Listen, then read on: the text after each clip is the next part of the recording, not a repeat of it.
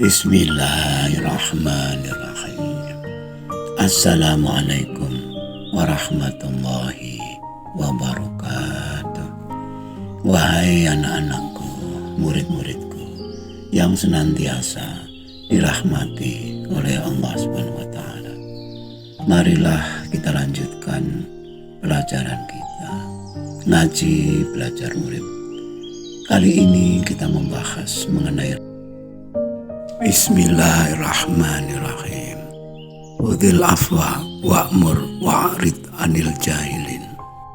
Jadilah engkau pemaaf dan suruhlah orang mengerjakan yang ma'ruf, serta berpalinglah daripada orang-orang yang bodoh.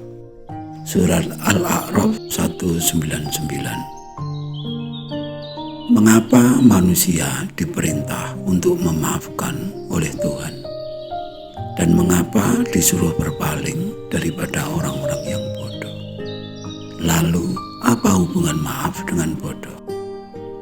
Hal ini tidak lain adalah wujud kasih sayang Tuhan pada manusia.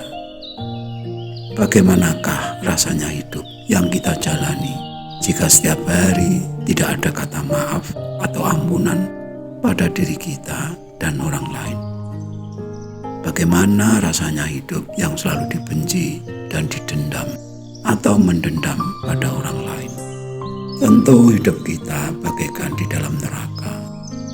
Karena setiap saat ada api kemarahan, ada api kebencian yang selalu berkobar-kobar dalam hati dan pikiran kita. Hal seperti ini sangat nyata dipertontonkan di setiap ada pemilihan, baik itu pilihan presiden, pilihan gubernur, pilihan bupati, bahkan pilihan kepala desa. Bukankah suasana menjelang pilpres selalu terasa panas membara? Rasa saling curiga, prasangka buruk, bahkan fitnah berseliweran secara liar mengiringi persaingan yang makin hari makin panas. Dapatkah kita bayangkan setan-setan kemarahan, kebencian menari-nari dalam benak masing-masing pendukung capres? Atas nama demokrasi, kita mengizinkan setan menari-nari. Apa jadinya bila tidak ada kata maaf setelah semua itu? Dapatkah kita hidup damai atau bahagia bila tanpa dimaafkan dan memaafkan? Jawabannya adalah mustahil. Sampai di sini mestinya kita sadar tujuan ayat tersebut diturunkan. Dan perlu kita ketahui juga tentang definisi mabrur, yaitu haji yang mabrur. Wasa'ya maskuron wadamban makuran, yaitu orang yang rasa syukurnya selalu meluas dan dosa-dosanya diampuni. Mudah bersyukur dan mudah dimaafkan. Bagaimanakah mudah dimaafkan jika tidak mau memaafkan? Dan bagaimanakah punya kesempatan memaafkan jika tanpa disakiti terlebih dahulu? Dan bukankah jika kita disakiti orang lain, itu berarti memang pantas untuk disakiti? Lalu mengapa tidak mau memaafkan? Di sini kita menemukan jawaban mengapa disuruh berpaling daripada orang-orang yang bodoh. Dalam hal ini, orang-orang yang bodoh adalah orang-orang tidak mau memaafkan, pembenci, pendendam, dan pemarah. Bagaimana tidak bodoh? Hidup mereka pastilah menderita. Sekali lagi, hanya rasa sayang Tuhan pada manusialah ayat tersebut diturunkan, agar manusia tidak mengalami penderitaan hidup. Penderitaan hidup itu akan berlangsung selamanya, selama tidak mau memaafkan. Tanpa ampunanmu, tanpa kasih sayangmu, sia-sialah hidupku ini.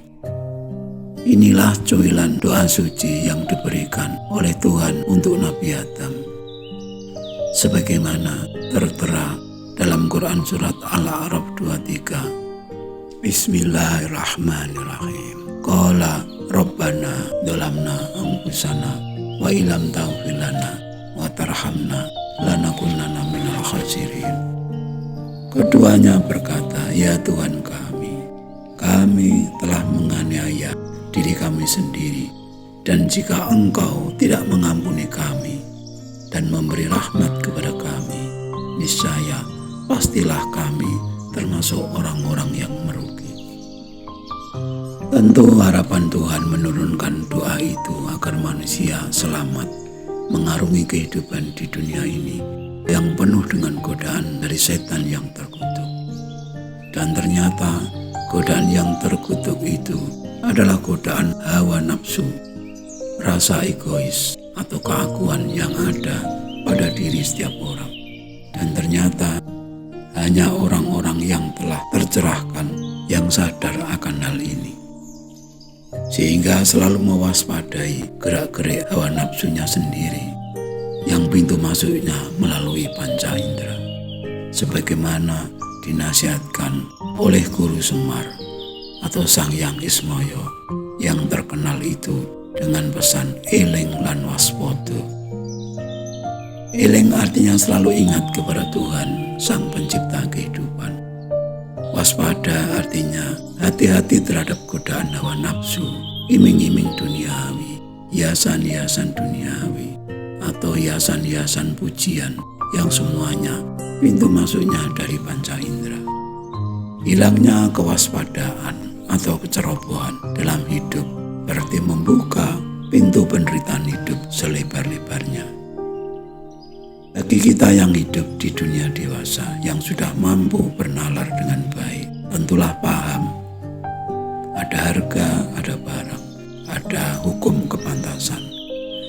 Barang yang mahal wajar jika kualitasnya bagus. Demikian juga dengan nasihat yang bagus atau berkualitas, tentu mahal membayarnya. Jika memaafkan begitu besar manfaatnya, begitu ampuh sebagai solusi untuk kedamaian hidup, pastilah tidak mudah untuk meraihnya. Tidaklah mudah untuk memaafkan. Sebab kita sadar dan setelah belajar tentang sifat-sifat Tuhan, kita tahu ternyata memaafkan itu adalah sifat Tuhan. Maka untuk menjadi pemaaf, kita harus meminjam sifat Tuhan tersebut. Setelah berketuhanan yang Maha Esa, barulah kita dapat melaksanakan kemanusiaan yang adil dan beradab. Itu artinya menjadi pemaaf haruslah makrifat terlebih dahulu, termasuk sadar bahwa setiap orang memiliki kisah hidupnya masing-masing, memiliki peran hidup yang harus dimainkan, termasuk seandainya diberikan peran yang harus menjadi orang yang selalu memusuhi kita, membenci kita, dan selalu ingin menghancurkan kita. Sebagaimana paman Nabi Abu Lahab, hingga kisah kebencian pamannya kepada Nabi diabadikan dalam surat Al-Lahab. Lalu bagaimanakah agar kita menjadi pemaaf sebagaimana perintah Tuhan? Tentulah harus makrifat terlebih dahulu. Bukankah kewajiban manusia yang pertama dan utama adalah makrifat? Awalu wajibin alal insan ma'rifatullah. Kewajiban yang paling awal adalah mengenal Allah. Dan sebagaimana yang kita tahu, hubungan antara hak dan kewajiban. Tanpa melaksanakan kewajiban terlebih dahulu, maka hak tidak akan kita peroleh. Bila bahagia adalah hak setiap orang, maka makrifat adalah kewajiban setiap orang. Itu artinya makrifat terlebih dahulu, maka bahagia akan hadir dengan sendirinya. Nah, jika sudah demikian, bukankah sisi insaniah atau manusiawi saja tidaklah cukup untuk menjadi pemaaf? Bukankah sisi ilahiyah adalah suatu keharusan? Jika ingin lepas dari penderitaan hidup, jika ingin keluar dari siksa neraka yang apinya panas, menyala-nyala dan berkobar-kobar, bukankah kita harus menjadi pemaaf, yang artinya harus makrifat dahulu? Lalu bagaimanakah dengan orang-orang yang masih alergi dengan faham hakikat dengan makrifat? Biarlah mereka apa adanya mereka, apapun yang mereka peroleh, itulah harga yang pantas yang harus mereka peroleh. Oleh karena itu, bukankah Tuhan Maha Adil dan Maha Bijaksana? Yakinkah kita akan hal itu? Sekian dulu wajangan yang mohon maaf atas segala kekurangan. Semoga selalu bermanfaat dan marilah berdoa bersama. Ya Allah, mudahkanlah jalan pengabdian kami kepadamu. Amin, amin, amin ya rabbal alamin. Wassalamualaikum warahmatullahi wabarakatuh.